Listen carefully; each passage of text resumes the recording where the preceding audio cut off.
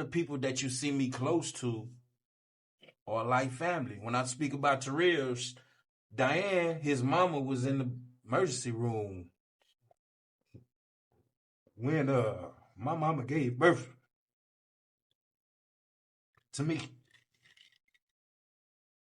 His mama and my mama been friends since they was young, bro. Yeah. She know my daddy, shit like that. And so them niggas is family. Yeah.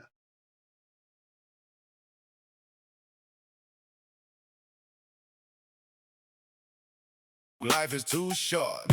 Now turn that corner. Real player, dream chaser. Life is hard. Anybody tell you life ain't hard, they're lying to you. Life is hard, but you know what? Keep walking. Yes, you're going to turn the corner. Today, we got somebody who I love dearly. Like a little brother from another mother. Been through some shit. Been through a whole lot of stuff. Then had some ups and downs, some forwards, some backwards. And went forward, had to bounce back. But he is another person that I say is an ultimate person who has turned the corner. Y'all welcome my little cousin, Anthony motherfucking Acosta. What's up, boy? What up, though? What up, Kinfolk? What's up? What's good with you? What's good with you? You good, man? Yeah, man, I'm good. So let me just ask this right here. For the sake of this interview, I want to make sure I respect you. I want to make sure I respect what you go by. I know you by Anthony, but other people might know you by DuDirty. By DuDirty. Yeah. Okay. So before we get started, I'm gonna need you to speak up a little bit. But why or how did you even get that name DuDirty? That name came about when everybody know, for the people who know me, they know I'm from the East Terrace or whatever. Okay, so this is a global podcast. Most people don't know what the East Terrace is. Yeah. The East Terrace is a neighborhood on the east side of San Antonio, Texas, that I was actually living out there when I was born. And I've been raised out there periodically. We done moved out before, lived in different neighborhoods or whatnot. But for the most part of most of my life, our residence was the East Terrace. Okay. And I didn't even know you was born in East Terrace. Yeah, Horny Street. Okay. Yeah. At the bottom of the hill. Okay. The old East Terrace. Okay. And that was one of the reasons why we moved out, because they was, go ahead. Nah, you keep moving. Oh, because they somebody watching you gonna be like, why you keep doing it right there? Go ahead. You good? That was one of the reasons why we moved out, because they was building up or remodeling or refurbishing some apartments. So during that time, we had a stint where we lived in the Rigsby. So I had the fortune of living out in the Rigsby. And the Rigsby is what? The Rigsby is some other apartments on the east side of San Antonio, off Rigsby. Off Israel, okay. Yeah, okay. But, most people know me from the East Terrace, and when you think about the East Terrace, most of the people are going to say East Terrace Gangsters, which is a gang that formulated out there in the East Terrace.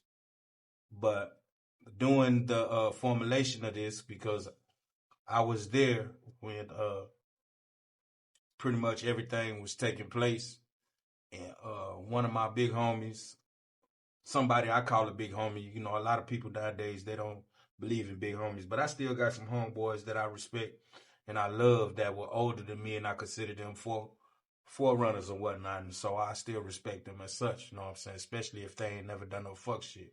But one of the big homies, you know what I'm saying, he started calling me that, and I think it was he was talking about something, but I forgot what exactly why he started calling me that or whatnot, but he started calling me that, and it just took off. So you've been having a name for how long then? Because I know, you know, people know you by that name. Yeah. So how long you been having that name, DuDirty? Since I was about 13. About 13. Okay. Because I ain't never had a nickname. Like, you know, I always wanted a nickname. I gave myself a nickname. Now, when I started fighting a lot, that's where Can't Get Right came from. Because, like, this nigga can't get right. Yeah. Everybody think it came from the movie. But My thing is, nigga got a cool nickname. You know what I'm saying? But yeah. It's funny because you said your homeboy gave you that name. So being raised in the East Terrace, there's people that's not from San Antonio. East side San Antonio, you can either say Martin Luther King, you can say Commerce. You know what I'm saying? It was kind of rough. Yeah. You know what I'm saying? How was it growing up out there? Because we all got different memories of the East Terrace. Man, when you think about East Terrace, like I said, we moved out of the East Terrace periodically as my mom, you know what I'm saying, kind of got us to a better situation because most people, the East Terrace is a project or whatever. We call it a project. You know, a lot of people from different places don't consider our, but it's a project to us because, you know what I'm saying, it was hood, it was ghetto, and we witnessed a couple of things that you would normally see in the projects or whatnot. But it was particular times to where we got to where we could, I guess, experience a better situation. You know what I'm saying? And so we would move out periodically. So we actually had 4 different addresses in the East Terrace. We lived. Oh, so y'all, okay. Horny Street. I was born on Horny Street. We moved out and moved to the Rigsby. We had a little stint in the Rigsby. Then when the new apartments was ready, we moved back to the East Terrace and we stayed at the top of Del Rio Walk. You know what I'm saying? Yeah. At the top of right around the corner from the bootleg corner. And we moved out. No, my mom got our first apartment. And we moved on Frederick Walk. And then we moved out. We even moved to the Glen for a stint. You know what I'm saying? I used to start laughing. Yeah, because, that's when we was doing our shit. You know what I'm saying? We moved to the Glen. And then we moved back to the East Terrace, Del Rio Walk. And my mother lived out there all the way up until the point I got arrested and went to the penitentiary. In the Glen? No, in the East Terrace when we moved back the last time. So let me ask you, are you the youngest, the oldest, the middle? I'm the youngest out of 5 kids. Really? I'm the oldest out of 5 kids. Okay. I'm tripping. I'm about to get you. I'm drunk. I'm drinking. No. I'm the oldest out of 5 kids. I'm laughing because I know kinfolk now. They're gonna be like, "What? This nigga tripping." Yeah. So you're the oldest of 5 kids. Yeah. Did you feel pressure growing up? Like maybe you had to set the tone. Did you feel pressure because we're cousins, but we was separated as far as like we saw each other, but we didn't see each other. Mm-hmm. You know what I'm saying? So did you feel pressure from your uncle now to be kind of out there in the streets, or that was just a natural thing because of the environment you was in? Man, my uncles was cats that were known in the streets, the street cats. Yeah. But they would never pressure me into no streets. For the most part, what I can remember, even when I was on the cusp of making the decision to start running the streets or whatever, neither one of my uncles ever pressured me to do what they did in the streets or follow them. In fact, they always tried to deter me in one particular way or another. They always tried to deter me from the streets. I remember times it was when my Uncle Rodney, he was kicking it with our cousin Danny all the time. This is when Danny was doing his thing. You already know how when Danny was doing his thing. And they would pull up, and Danny had a slapback Seville. I'll never forget. It was like burgundy. And him and Rodney would pull up on me in the East Series. I'll be out there. This was when I was just jumping off the porch and stuff. They'll pull up on me. They'd be like, "Man, nigga, what you doing out here?" You know what I'm saying? They'd be like, "Man, you got some money in your pocket?" All of those type shit. They'll reach in their pockets and give me their little money or whatnot. But they would always tell me, get my ass from up there by the basketball court. And this was before gangbanging just really, really, really crunk up.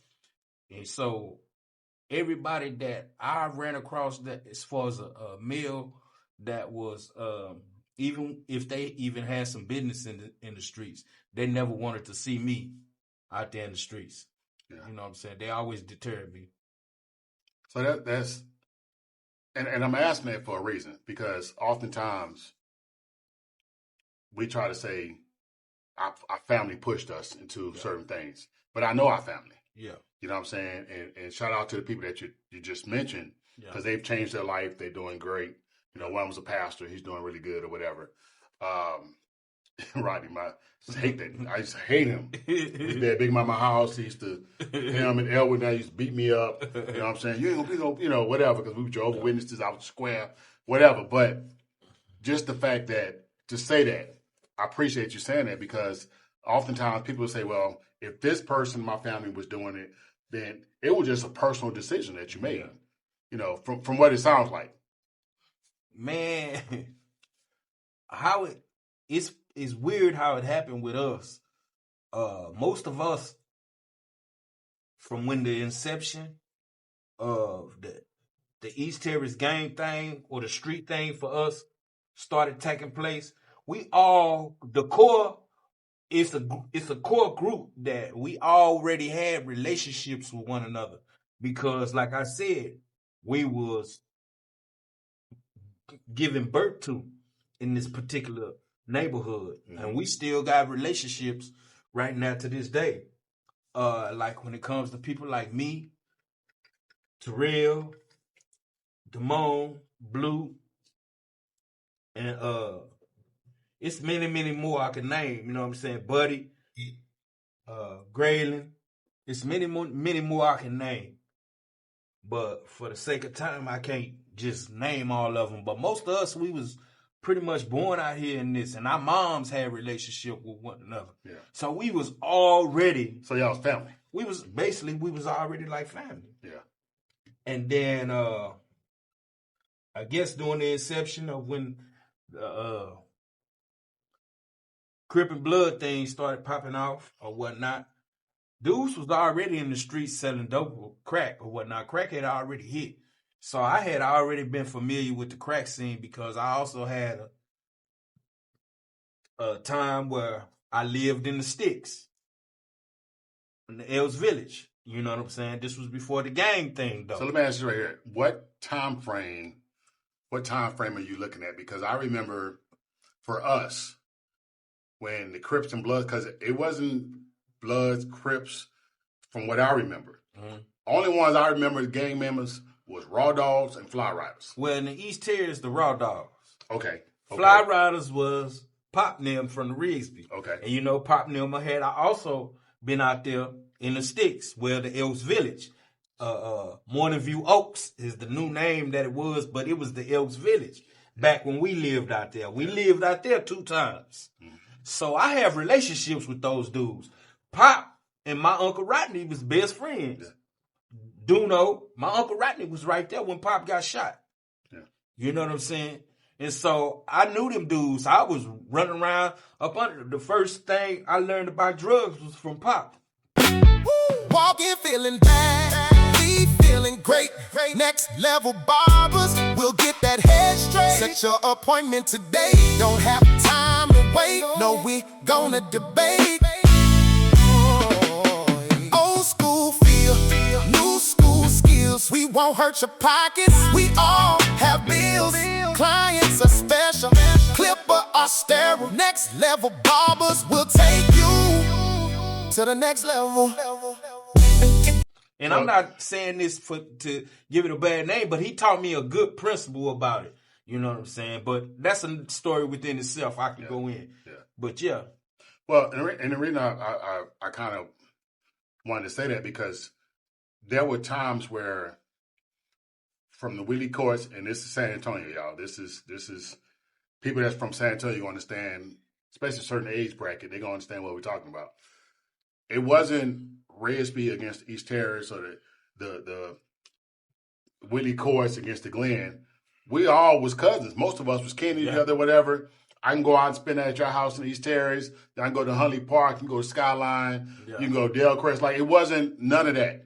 Yeah. But I remember when it first started getting crazy is when, that I remember. I'm saying just my personal experience. If y'all didn't have that experience, that's on y'all. But when Colors came, when the movie's Colors happened, then all of a sudden I remember the actual colors. people were saying, you can't wear this, you can't wear that. And I'm like, what y'all talking about?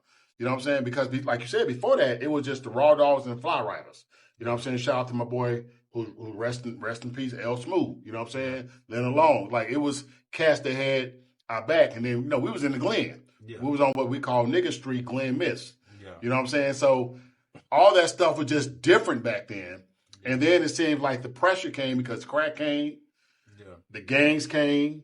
Yeah. The guns got bigger.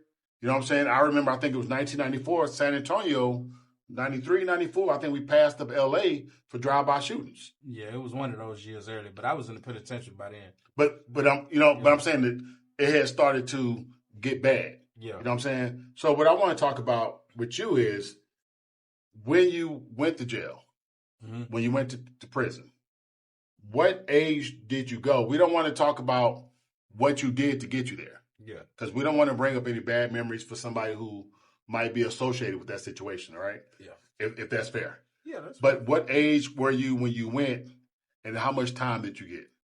I was 17 years old when I got locked up for the charge I went to prison for. Okay. And I received 2 30-year sentences. Ran CC. What that mean? Concurrent. It was 2 sentences at the same time. Because a lot of people don't know that I went down for actually 2 M's. Okay. And,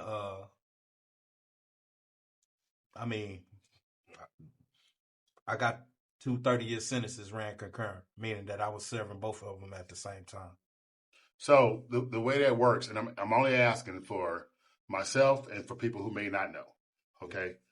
When it's concurrent, what that means is you got a charge. You got 2 different sentences, but they run at the exact same time. Yeah. Because correct me if I'm wrong, if they didn't run at the same time, it would be like basically 60 years. Yeah. Am I saying it right? It'll be stacked. And they consider that, they'll tell you consecutive. Okay. Yeah. Okay. So you're 17 years old. Yeah. I want to ask you this right here because this is turning corners. Mm-hmm. And it's really important for me to educate people that's out there in them streets that thinking that this shit ain't real. That's thinking that when you get in there, this is all fun. You know what I'm saying? 17 years old. And I say this out of respect. You've never been the biggest cousin that I had. Your Uncle Rodney was one of the biggest cousins that I remember because he was so stacked up with muscles. Edward is 100 years old. He's still stopped. You know what I'm saying? Your brother, Jermaine, is still, I'm sorry, Diara, still a big dude or whatever. So we come from a family of, whatever. At 17 years old, you wasn't really a big dude. And I'm saying this out of respect. I feel you, folks. I feel you. How is that going to prison, 17 years old, not being the biggest dude? Now, I know your heart's always been a lion. Yeah. No doubt about it. But how is that going to prison at that age, having to deal with that? Not only am I going to say I was, I don't want to use the term condition for it, but being from the East Tiers, regardless of what anybody got to say or what they think, but just being from the East Tiers, and when you really East Tiers, it prepares you for, I don't give a damn what it is you got to face. It prepares you for it. So I'm not going to say that I was prepping for the penitentiary or whatnot, but I was prepared for pressure, put it like that. So at 17, mentally, you was conditioned. And I don't like that word. That's why I say, but and I apologize, for lack of a better phrase, okay. But yeah. You know what I'm saying? Because, nigga, the shit that you see and the shit that you experience, the shit that you may do, the shit that somebody may attempt to do to you or do to you in the streets when you from the East Terrace, from that area that I came from. Shit. And you stand tall and you get through all of that. The penitentiary, regardless of how rough it is, it ain't gonna never trump that to me. Yeah. And somebody else from a different hood may have a different opinion. But my experience through the East Terrace and what it taught and what it gave me, the penitentiary was a cakewalk. So before we get into the penitentiary, one of the myths that I hear people talk about a lot is that being raised in a certain community, there's no pride, there's no family, there's no love. Mm-hmm. I hear people who've never been in those environments talk about, I can't believe they live this particular way. It's hard pressed for me to find a person in San Antonio that show more pride for the East Terrace than you. And when I say pride, I'm not saying, and I'm just saying for who I know. Yeah. I don't know them. Yeah. Right. But what I'm saying is, it's not as bad as people say it is, because when you in it, it's family. When you're in it, these people, I love you. You love me. We struggling together. We might not have what y'all might got on the other side of town or whatever, but it's love.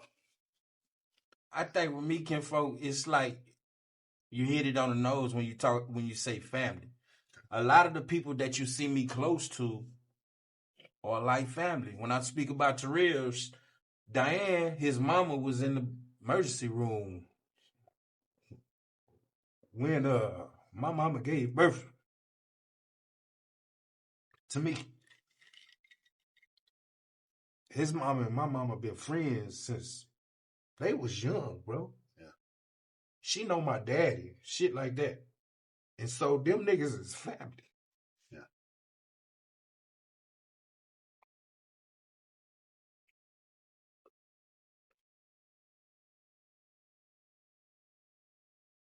Yeah. And you know what?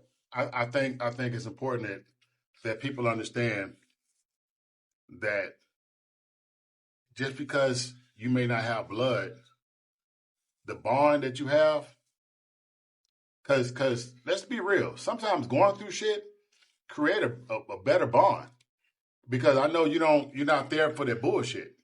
You're not there because I got something. You're not there because, you can use me for, my brand or whatever. Nigga, you there. You my dog. You know what I'm saying? What's crazy is people don't understand the love that people have, especially when you're going through something. Because something about when you go through stuff, it seems like the love stick a little harder. You know what I'm saying? Yeah. Because sometimes people use you for your stuff. Sometimes people use you because they feel like they can maneuver something.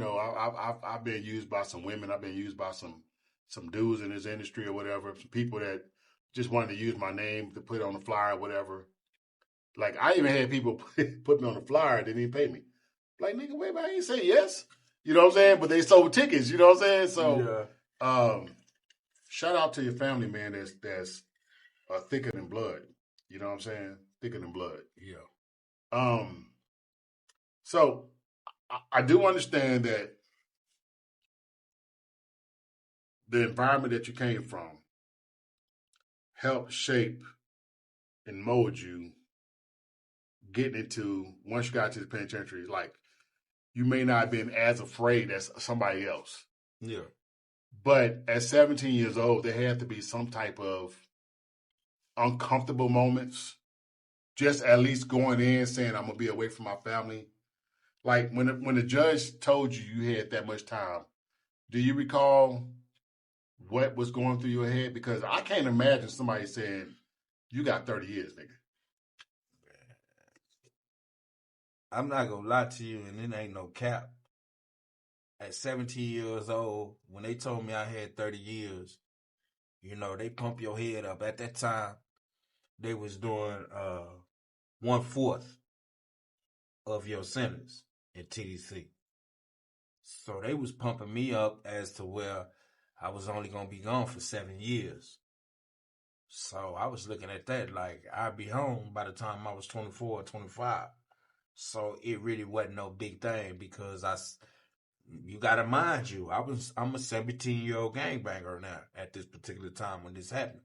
So in my head, I was finna go down there and do 7 years, as we used to say back in the game, standing on my dick.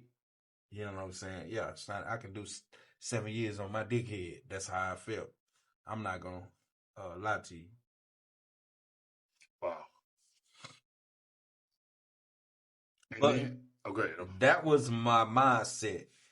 But had I known, they would have set my black ass down for as long as they did. Yeah. I think I would have had a different outlook. Different perspective, yeah. You know what I'm saying? But I was just, at that particular, the mind of a 17-year-old gangbanger. Shit, nigga, I'm finna go down there and rock the hood, come out, and be back in the mix. So when you caught Chain, you caught, and you went, what was the first place that you went after you left Bexar County? The first place that I went after I left Bexar County was, my first unit was French Robinson. Okay. In Abilene, Texas. It had recently been open. It had been open up for about 1 or 2 years or whatnot. And so that was the first place I went. Did you know anybody? Yeah, we actually had somebody in common with us. Chico was up there. Our cousin Chico. Yeah. Okay.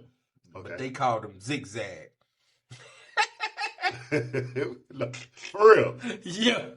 So, man, when I first pull up on that motherfucker, I'm in the holding cell, transit. When you first get there, they put you in transit till you see classification, and they classify you to see where they gonna put you at. So you got to be in the house, 23 in, then they let you out for a shower, and then you got to go back in the cell or whatever.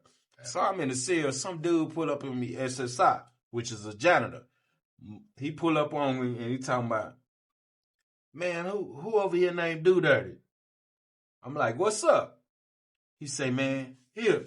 And just went to sliding all types of food and shit. Talking about, that's from Zag. Whole time, I don't know who the hell Zag is, right? Wait. Hold on. So because I've never heard this story. This is So you in a cell. Yeah. And Zigzag, our cousin Chico. Zigzag. Well, I don't know this is our cousin Chico at this time. Okay. I just know him as Chico. Okay. I don't know he's Zigzag. Okay. But some strange fella pull up on my cell. Now, mind you, I've been contentious about the penitentiary. You don't take nothing from nobody. You see a honey bun on your bed, you better not eat it, all this old type shit, because the dude gonna try to get you and all this. And some strange fella come sliding some stuff up under my door talking about this from Zag. I don't know who the hell no Zag is. And so I immediately start kicking all that shit back up under the door. You tell whoever the hell Zag is, catch me out there on the run. Right? And so dude standing out there looking at me. He like, nah, come on, little brother. And then he kind of like open up. He like, nah, little brother, it's Zigzag, man. He say he your cousin. I'm like, man, I don't know about no cousin up here. He like, man, Chico. That's what they called him. I'm like, Quentin Alden. Oh, my bad. Chico, he said I didn't. My bad. He said his whole government name. Yeah, he don't use no government names on this damn podcast. So don't you, nigga? So he like, yeah, that's him. You know what I'm saying? I'm like, man, that's my fam. He like, yeah, he heard you was over here. You know what I'm saying? And he shooting you some shit. And so shit, Chico was over there. Oh, my kid. Hold on, I gotta say this right. Shout out to Chico. He's doing a great job with them boys. Yeah. Football. Shout out to Chico. I gotta put that out there. Go ahead. I'm sorry. I just had to put that out there because he's doing really good. Yeah, but it was a couple of people over there that I knew. BB from the Willie Courts. Well, I didn't know him, but I knew of BB because BB was kind of older. So let me ask you this right here. When you get locked up on a situation like that, even if you're enemies outside or you're from a different set outside, and I'm asking because I'm really ignorant. Yeah. Say I'm a Blood outside, I'm a Crip outside, I'm from the East Terrace, I'm from the Willie Courts, whatever. We're not really cool. Mm-hmm. But we locked up. We from the same city. Do y'all mount up together? or is it still beef? Because I don't know how it works. To me, from the times that I've been in the vicinity of something like that going on while I was incarcerated, it depends on the level of the beef in the streets. Because I done been on the unit when the Wheelie Courts and the East Terrace was beefing at one time. I've been on the unit with a brother from the Wheelie Courts, and we was thick as thieves because we knew each other from the streets. And so we had a good rapport in the streets. And that brother used to hang with us in the streets. A lot of people fail to realize about me is that when I got locked up, we really didn't have no major beef. We had specific things that was going on, but we really didn't have no major beef. Because with a lot of the those gangs them dudes. hadn't jumped off as big. They was Wheelie Courts and we was East Terrace. It's just that for the most part, we all family. Gotcha. You know what I'm saying? When you get to some main characters and shit, when you look at that shit, we all family. You know what I'm saying? And so, like, one of their main hitters, rest in peace, Lil Quincy. My stepdaddy married to his mama right now. Been married to him. And so, Quit rocking. Oh. Somebody watching, they're going to be like, this nigga is... My stepdaddy is married to his mother right now. And they've been married for years. And Miss Florine or whatever.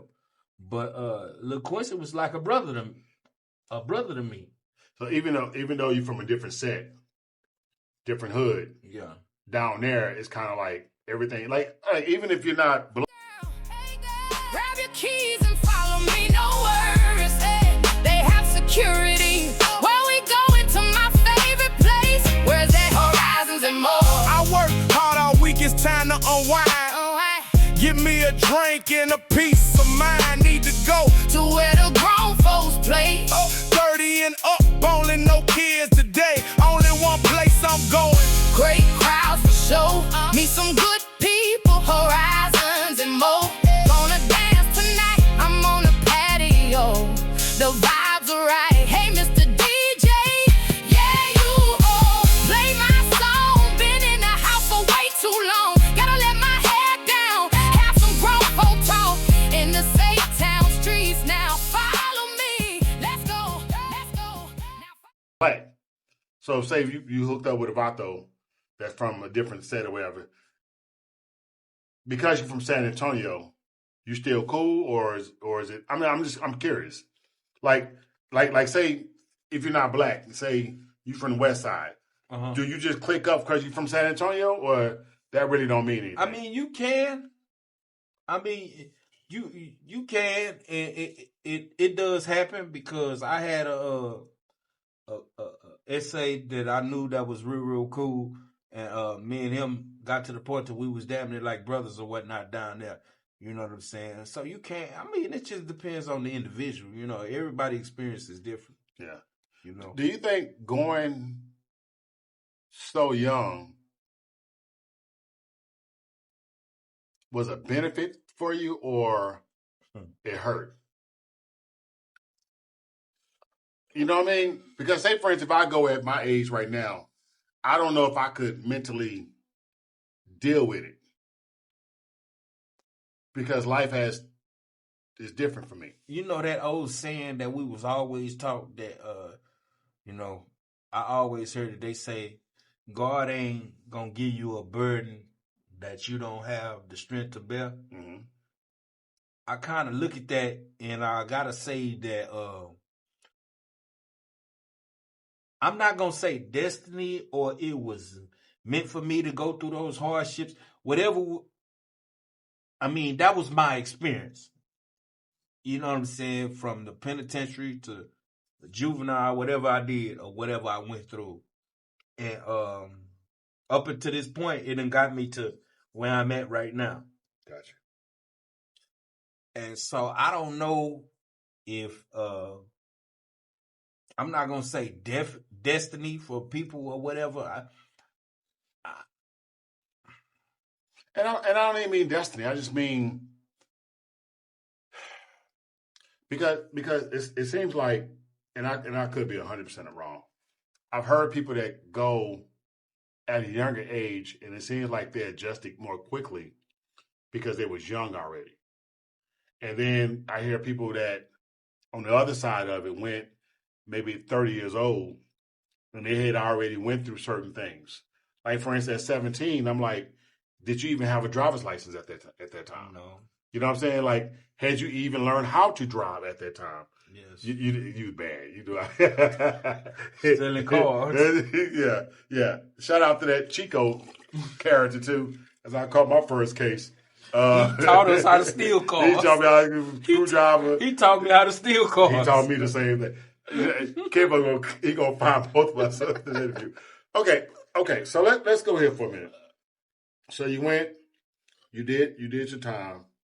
Are there any stories that you want to talk about while you was down there that either good or bad that might, just kind of give people some light on it? When it comes to prison stories, right now it's like it's a smorgasbord of dudes on YouTube and the internet sharing all these different prison stories. And initially, I wanted to come home and do that in the attempts to kind of like shed some light on certain things and whatnot. But then after seeing the industry is kind of like flooded with it, and it's all seemed like the same, and it seems like all them dudes is trying to do is out Trump who did the better time or whatever, or who was more gangster or whatever. And I don't want to be a part of that that particular crowd when it comes to these prison stories and shit. So if I share a story, it's gonna be a lesson that I was taught. Give me a lesson, man. I'm gonna say one of the most important lessons that I learned down there was travel the path of least resistance. And ironically, it was taught to me by a brother who a lot of people see kind of like as a clown. I had been in the penitentiary for some years right now. And I was at this particular time, I was kind of doing good. I had kind of like shied back away from the gangbanging lifestyle. I had actually picked up the Quran and became Muslim. Okay. And I had invested myself so much in Islam that I had reached a level to where I was considered like imam. I taught myself Arabic. So yeah, I know Arabic. I taught myself how to read, write Arabic, speak it, understand it, all of those while I was down there, you know what I'm saying? And you know what, when you just real quick, because I think that's interesting. One of the things that's always gets me, and this is not on the notes or whatever, this is just something that's always gets me. When people go to prison, a lot of them, they have a certain way of thinking because the environment that they're in, whatever. But then when they come home, a lot of them are really smart. Mm-hmm. They didn't learn how to play chess. They didn't read with the laws of power and all those stuff. Laws of power. They are really intelligent. And because they have had time to think and reflect, oftentimes they're a little smarter than the average cat who's still going on this rat race. I've always thought it was interesting that these people who were our youngest soldiers are the ones that kind of we need to listen to because they have some knowledge that we don't have because they've actually had time to sit back and unplug from the matrix. You know what I'm saying? Mm-hmm. And they've been able to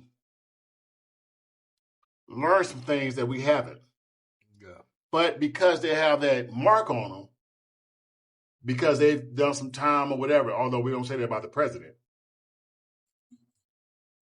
we kind of like dismiss them. But I know for a fact, because this is in my notes, you've gotten degrees, you've gotten educated, you've turned the corner. This is turning corners. No. You've turned the corners. And now I didn't even know that you speak Arabic. Yeah. Why is it do you think that people kind of dismiss people who had a rocky past, not knowing that they could actually be the keys to your healing?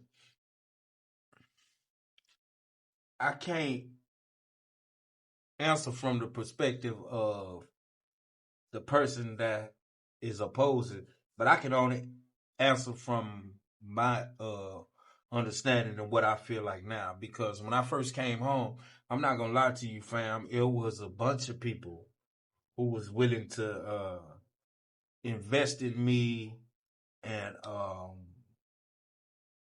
stood up to be a resource because they felt that I had the potential to do certain amount of things, but they got afraid.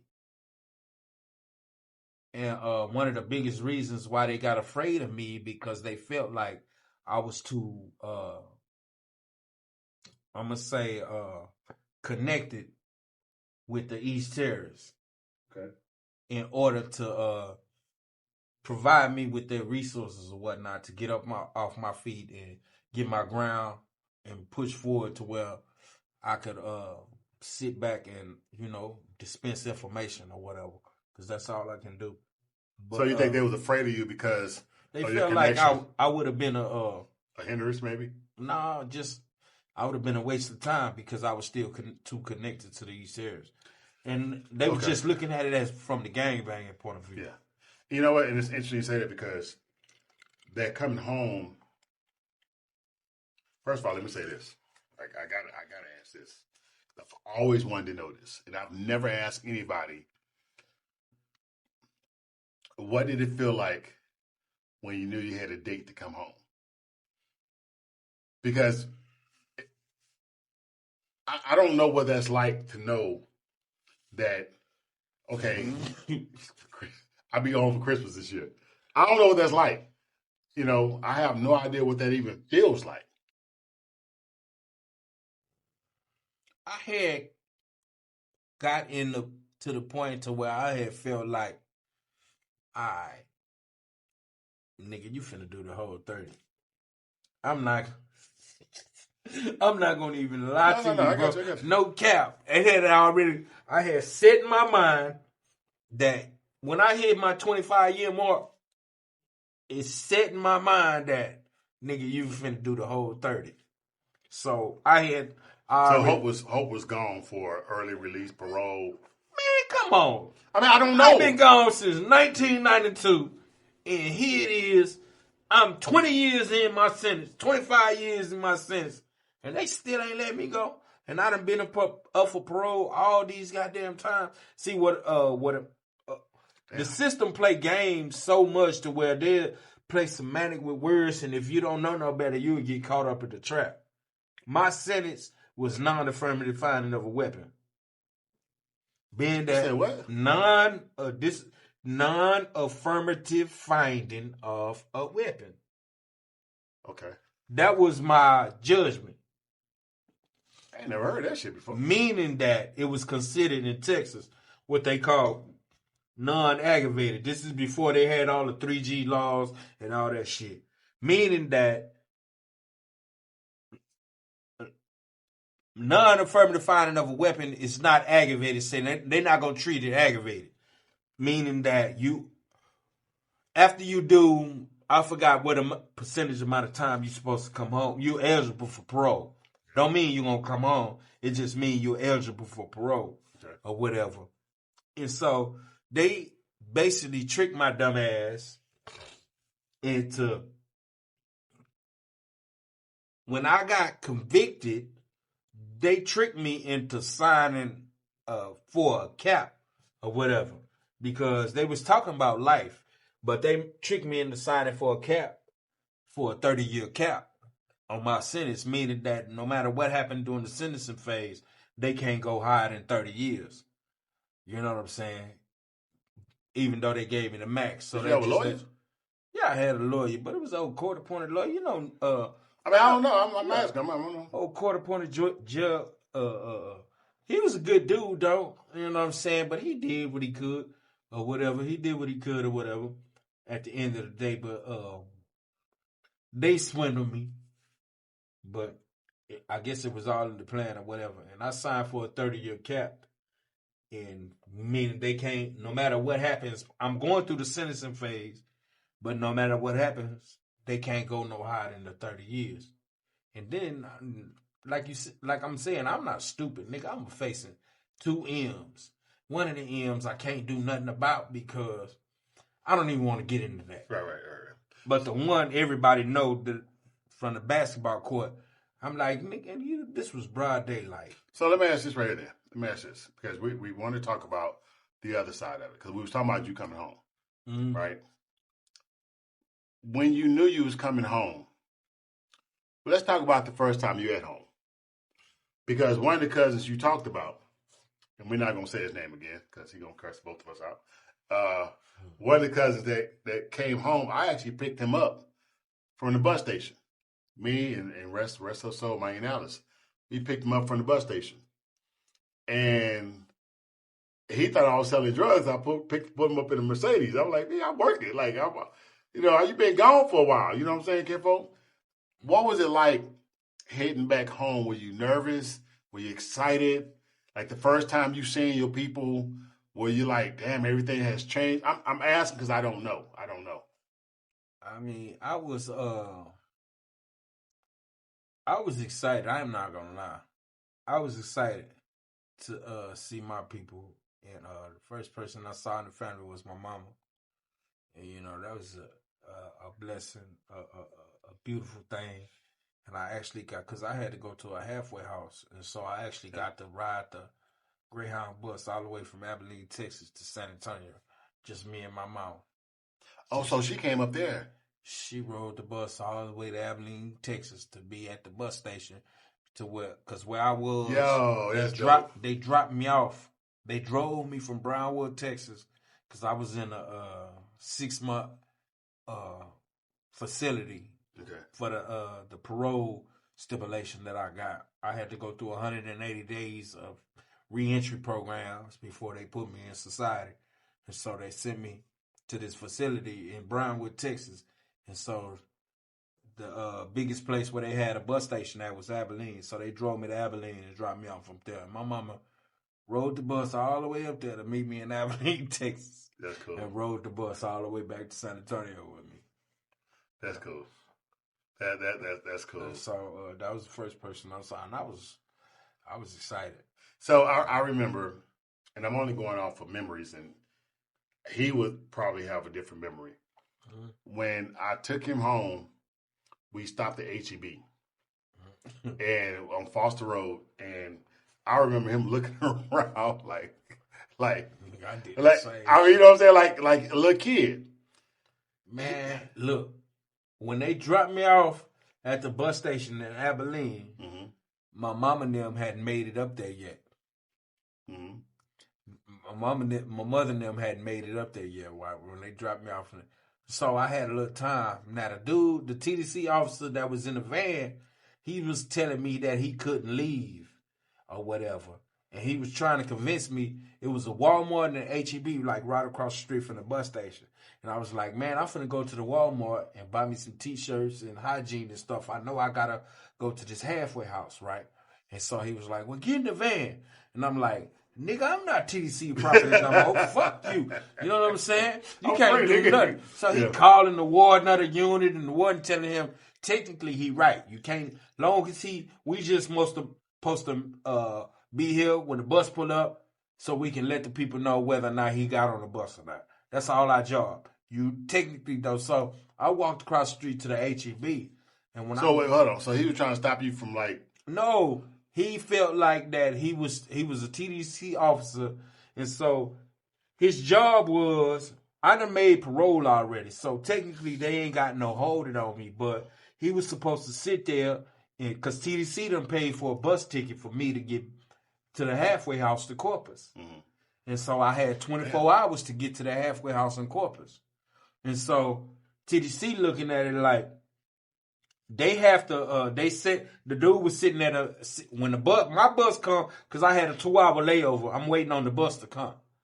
So the dude was sitting there to either make sure I get on the bus when the bus come or don't get on the bus. And all he report back because TDC done spent money on the bus ticket for me. Gotcha. So he can report back on what he didn't get on the bus, warden. And so I guess they can get their money back. I don't know what it is. But he told me he had to sit there until my bus came. When my bus drove off, he can leave. But he had to watch and see what I do when my bus came. So he didn't know it was a layover? Yeah, he knew it was a layover, but what I'm saying he was still employed. He on the TDC job. Gotcha. And so I'm still technically not under his watch, but he needs to just sit there. They told him when my bus pull off, that's when he can pull off. Gotcha. And he just need to report whether or not I got on the bus or not. Gotcha. You know what I'm saying? And so I had walked across the street to the HEB, and when I was just walking down the cereal aisle, and I was just looking at all the goddamn different cereals and shit. I'm like, man, what the fuck? I'm seeing all these different I'm not laughing, but flavors and shit. Yeah. I'm laughing. I apologize. I was only used to corn flakes, a box of seed flakes on that motherfucker. Damn, dog. Damn. So can I ask you a question? What's that? I've heard people say, and I don't know how true it is. They say that when you are locked up at a certain age, mentally, you already see where I'm going with this. Mentally, that's where you stay at until you become free. Am I saying it right? And You saying it right? because a certain person told me, one of my customers told me, he said, I got locked up at this age. 20 years later, I came home. I didn't know how to talk to a woman my age because I was only shooting at guards. So I had to damn, how do I talk to a 40-year-old woman, but I got locked up at 20? I was finna say, and it depends on what aspect of life you're talking about. Now, if you're talking about a relationship, of course. Now, of course, we can have a relationship through letters with different females or whatever. And of course, we can have a relationship through if we was to happen to be blessed with the opportunity to have a relationship with a female guard or a nursing staff member or something like that. Of course, you can have it, but you would never get the full experience of a relationship unless you was in a particular position where you didn't have restraints or shackles. And of course, TDC is a shackle or a hindrance on a relationship from thriving. You know what I'm saying? So it just depends. Certain aspects of life, yeah, but in other certain aspects of life, you can excel or whatever. But in certain aspects of life, yeah, you're still mentally that particular type of individual at that age that you got locked up at. I want to talk to you about coming home to Justin. We almost finished, but I recall our run-ins because I was like, I'm not that same Ray from the Glen. Yeah. And you was like, and then you was talking about certain family members. I'm like, you was like, and I remember this, man. I remember this like, oh my God. You was like, man, family why ain't we doing this? And I'm like, bruh, the time you've been gone, some family members have screwed over other family members. This person don't mess with this person did drugs, this person mess with this person, baby mama, all the different things that happen. And I remember you was so disappointed, but you don't know this. You made me come home and think. I'm like, damn, it must be nice to still remember the good old days when Big Mama was alive and different things. But it was like you didn't see the fuckery or the fuck shit as, that went on with certain family members. And of course, I'm not saying nobody's name or whatever. Yeah. But when you come home, that adjustment got to be hard as fuck because you remember me as Big Cuz. Yeah.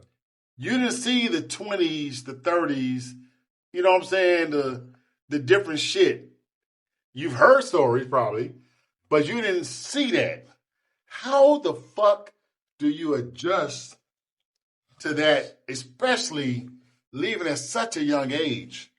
and then coming home, you like, man, we ain't family don't fuck with each other like this no more. Like what the hell?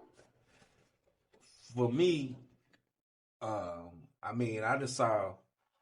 I'm gonna say cross. I mean, I don't want to say cross section, but I just saw fuck shit. Yeah. Experience from all different types of angles, but I don't know. I can't talk about nobody else in our family. Yes, but and I don't want you to. I actually no, I'm not gonna name no specifics, but I actually had the opportunity to be raised up on a big mama. Mm-hmm. You know, I actually lived at that house. We know you spoiled motherfucker. I'm sorry, that cuss like that. My bad. Big mama had a hell of an influence on me, and it was certain principles that she taught me that sticks to me to this day. And one of them is family. You know, family gonna fuck up, and there's family that you gotta cut off at the neck. She told me that. I'm not gonna even hold you.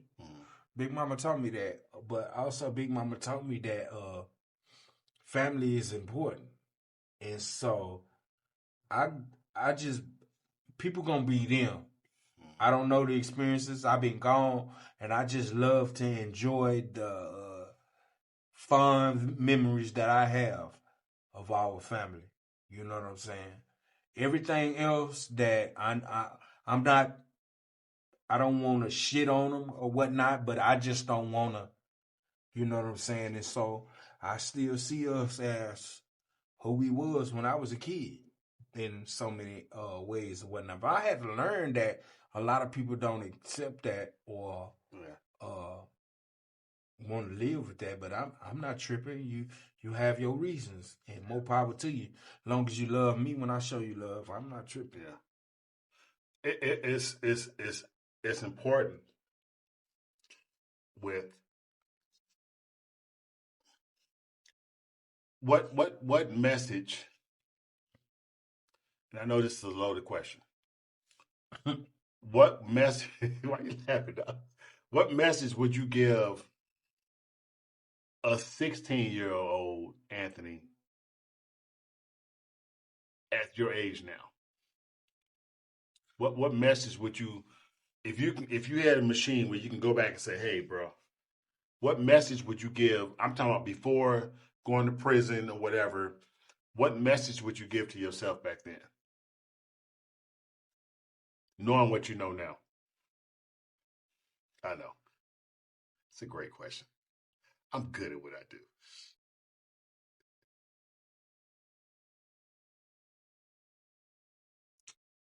There gonna be times in your life where you feel like things ain't gonna turn out good, but just keep pressing forward and make sure every situation or every experience that you get in, whether bad or good, you dig into it and filter out the lesson that you was supposed to learn. Because I feel like everything that you go through in life or life experiences, they are teaching lessons for you to learn in order to prepare you to the next level or whatnot.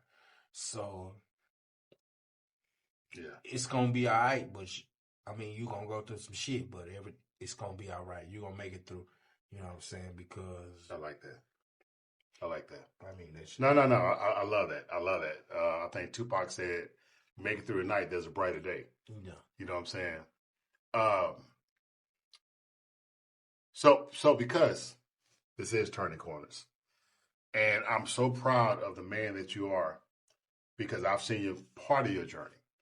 I hate when people say, I've seen your journey. Bitch, you wasn't there at 3 o'clock in the morning. You know what I'm saying? When I'm going through shit, you wasn't there, but I want to ask you a question. What part of your life did you say, okay, now I've turned the corner? Because since you've been home, you are a different person. You are, you had to go through that adjustment period. Mm-hmm. You know what I'm saying? Coming to the barbershop with that ugly ass cowboy bullshit on. You know what I'm saying? Fuck that. Fly Eagles fly. You know what I'm saying? But when did you feel like you turned a corner? Because I see you now. Your mindset is different. Your attitude is different. Not in a negative way. I'm not saying that you was bad then, but you was adjusting, right? When do you think you've turned the corner? I kind of got outside of myself where I felt like I was crossed by somebody that was close to me.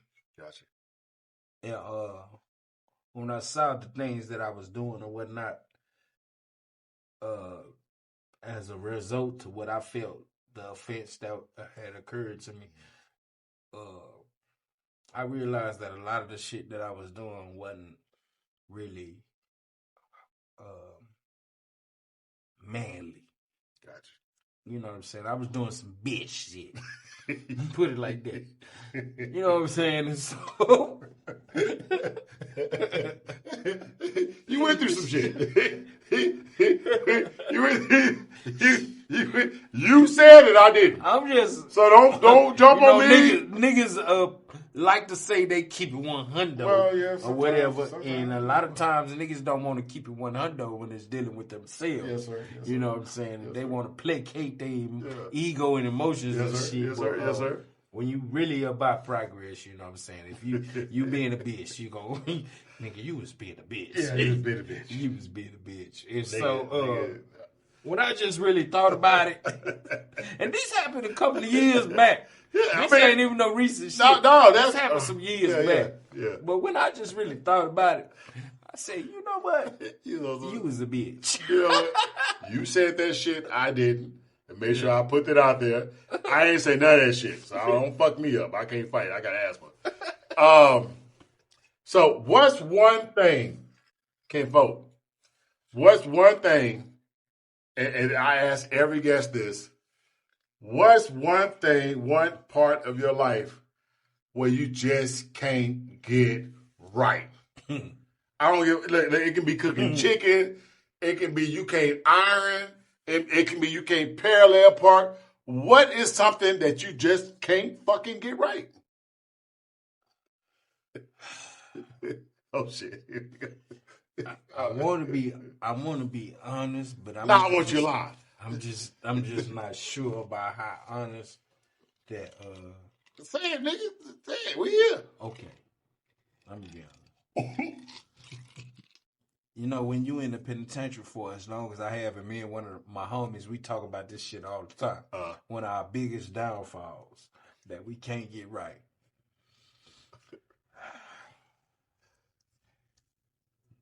We don't know no other way to give a woman some dick, but the relationship kind of dick. See, there's levels to the dick that you give. Okay, I'm listening to you. Go ahead. There's levels, you know. You got relationship dick to where when you just they feel like y'all in love. I'm talking about it could be the first you get met in 30 minutes, but if you give her the relationship dick, y'all in love. And then there's just wham bam, thank you, ma'am. Dick, you know, going on about your business.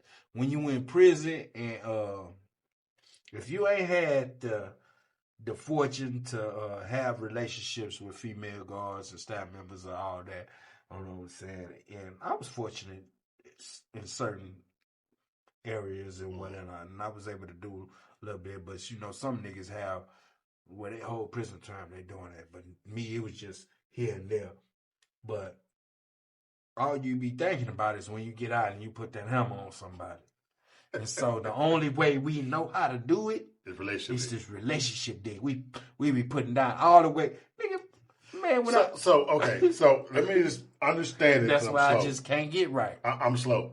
So even somebody that you don't have no feelings for, you give them the relationship dick. So you creating chaos. What? I understand. That is my problem. That's what I can't get right, brother. Okay. I cannot get it right. I be whispering sweet nothings in their ear when I'm on top. Okay, baby. We gonna do it. We gonna get it on, baby. Yeah, baby. It's me and you. And I wake up in the morning and I don't feel that way. And now she in her feelings. What? Before I know all 4 tires on. No, you can't do that. But that's why I can't get right. Because you making them feel some kind of way. I feel that. I'm just saying that. But do you tell them you lied? Or you later on, after it gets up, after your I car was is lying, yeah. After your windows are smashed. Yes. And it's too late by then because I done already went through all the drama and shit. But that's the part of my life that I have. But if you know you do, hold on.